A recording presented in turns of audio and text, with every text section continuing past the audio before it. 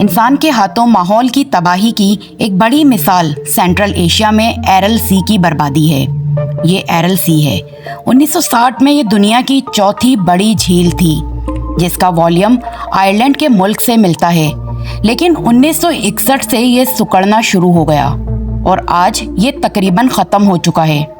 یہ کشتیاں Soviet union کی مچھلیوں کی 20% سپلائی کو پکڑنے کے لیے استعمال ہوتی تھیں اور اس صنعت نے دسیوں ہزار لوگوں کو ملازمتیں فراہم کی، اور اب صرف 250 ماہی گیر ایرل کے آلودہ پانیوں میں زندگی گزارنے کی کوشش کر رہے ہیں، جسے پلانٹ کی بدترین ماحولیاتی آفت میں سے ایک کہا جاتا ہے، جس نے لاکھوں افراد کو متاثر کیا ہے۔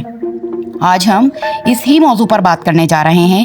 یہ کیسے ہوا، اس کی کہانی، اور سوویت کو اس خطے میں کیا ملا جو اتنا اہم تھا کہ وہ ایرل سی کو ڈسٹروائے کرنے پر آمادہ ہو گئے۔ لہٰذا ویڈیو کو مکمل دیکھیں اور چینل کو سبسکرائب کر دیں تاکہ آپ کو آنے والی نئی ویڈیو کا نوٹیفیکیشن مل سکے۔ سینٹرل ایشیا بہت خشک ہے۔ یہ بنیادی طور پر ایک بنجر خطہ ہے جس کے 3/4 رقبے پر صحرا ہے، اور یہیں ایرل سی موجود ہے۔ اس جھیل کے بارے میں آپ کو سب سے پہلے جاننے کی ضرورت ہے کہ یہ سمندر میں نہیں نکلتا۔ اس کے جانے کے لیے کوئی جگہ نہیں ہے۔ اسے انڈورک لیکس کہا جاتا ہے۔ کیسپین سی اور ڈیڈ سی بھی انڈورک لیکس ہیں۔ گرمیوں میں اس کا درجہ حرارت تقریباً 100 ڈگری فارنہائٹ یا 38 ڈگری سیلسیس تک پہنچ سکتا ہے۔ دوسرے موسموں میں اس خطے میں تیز ہوائیں چلتی ہیں، جس کی وجہ سے لاکھوں گیلن پانی باہر نکلتا ہے یا بخارات بن جاتا ہے، لیکن جس چیز نے ایرل سی کو صدیوں تک برقرار رکھا وہ پانی تھا۔ تیان شان کے پہاڑوں سے شروع ہونے والی سائڈیریا ایرل میں 1000 میل سے زیادہ تک بہتی ہے اور پھر ایموڈیریا جھیل کے جنوب میں بہتی ہے، اور یقیناً لوگ ایرل سی کے ساحلوں پر ہزاروں سالوں سے رہ رہے ہیں، لیکن یہ کہانی 19ویں صدی میں شروع ہوتی ہے جب بہت سے لوگوں نے سینٹرل ایشیا پر دعویٰ کیا تھا۔ اب رشین امپائر کی باری تھی۔ انہیں یہاں اقتدار دیکھنے میں 1 صدی سے زیادہ کا عرصہ لگا، اور 1900 کی دہائی کے اوائل تک رشین امپائر کا اس کے زیادہ تر حصے پر کنٹرول تھا، جو آج کل قازقستان، ازبیکستان، ترکمانستان، تاجکستان اور کرغزستان ہے۔ اور ان علاقوں کے دل میں پانی کا ایک ذخیرہ ہے جو کہ ایک چھوٹے سے ملک کے سائز کا ہے۔ لوگ جھیل کے کنارے آس پاس کے دریاؤں میں رہ رہے ہیں، لیکن رشینز واقعی پہلا گروہ ہے جنہوں نے اس کا گہرائی سے مطالعہ کیا اور اس کے ارد گرد ایک جدید معیشت کی تعمیر کی۔ مونیک اس کا سب سے بڑا شہر ہے۔ 1960 میں ایرل سی میں تقریباً 30,000 کے قریب لوگ رہتے تھے۔ یہ ماہی گیری کی صنعت کی خدمت کرنے والی ایک بڑی بندرگاہ ہے، اور اسی سال یہاں تقریباً 40,000 ٹن مچھلی پکڑی گئی ہے۔ مونیک کی پوری معیشت ماہی گیری کے گرد گھومتی ہے، اور یہ جھیل صرف اس کے لیے اہم نہیں ہے، وہ لوگ جو یہاں رہتے ہیں ان کو ایک مستحکم معیشت فراہم کرتا ہے، اور دی وائڈر بیسن کے لیے آب و ہوا کو منظم کرتا ہے، جو کہ کئی ریپبلکس اور ممالک تک پھیلا ہوا ہے اور تقریباً 14 ملین افراد کا گھر ہے۔ اس فروغ پذیر صنعت کی تعمیر کے باوجود رشین ایک بہت بڑے ویژن پر عمل پیرا تھے۔ 1861 میں امریکی خانہ جنگی سے پہلے کپاس کا کھیت یہاں کی سب سے اہم برآمدات تھا۔ امریکی، جنوبی اور یورپی ٹیکسٹائل فیکٹریوں کے لیے پیداوار کو نئے سپلائرز کی ضرورت تھی۔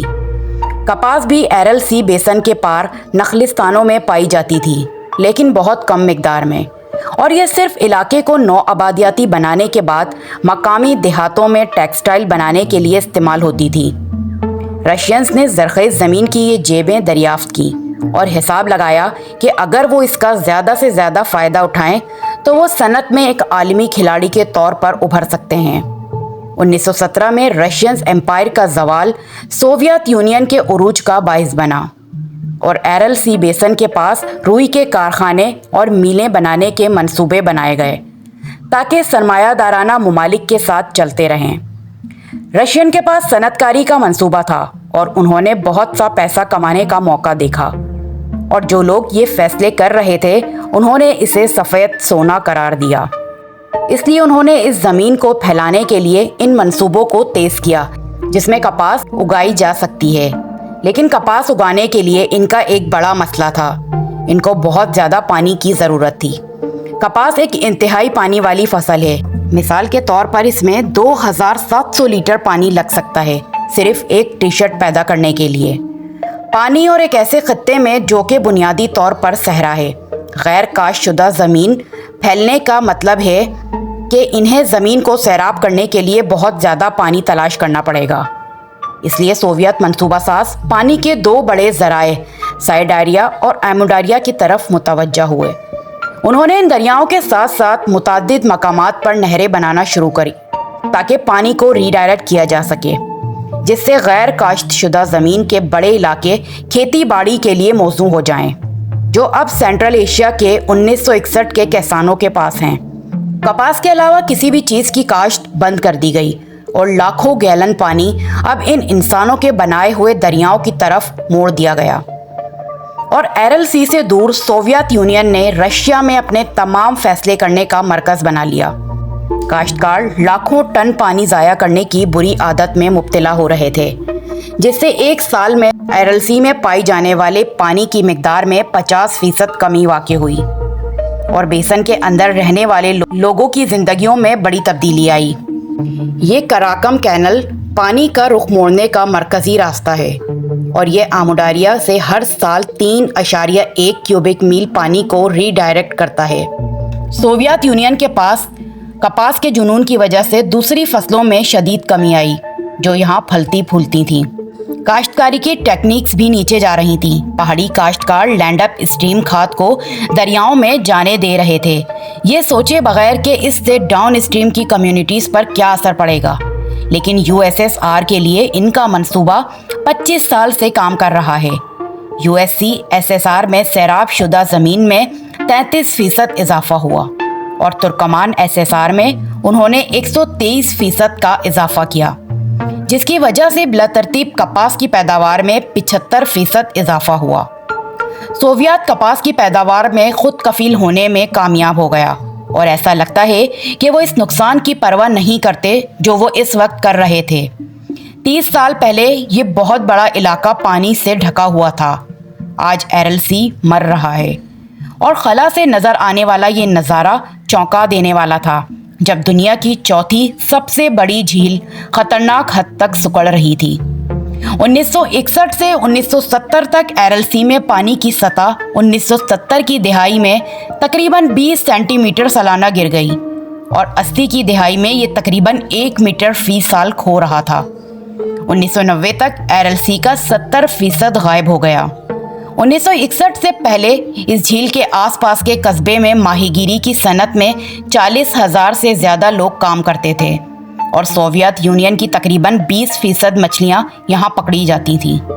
لیکن 1980 تک اس صنعت کو تباہ کر دیا گیا، جس کی وجہ سے جھیل کی تقریباً تمام مچھلیاں ختم ہو گئیں۔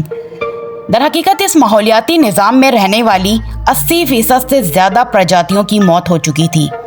ایسا لگتا ہے جیسے ایرل اب پانی سے 30 میٹر سے زیادہ دور ہے، اور مونیک کا شہر اب 90 میٹر سے زیادہ دور ہے۔ مونیک کی آبادی 1960 کے بعد سے نصف سے زیادہ ہو چکی تھی۔ شہر ماہی گیری پر زندہ رہا، اور ایک بار جب پانی پیچھے ہٹ گیا تو یہ جھیل ایک تاریک سیاحتی مقام بن گیا جہاں کبھی ایرل سی ہوا کرتا تھا۔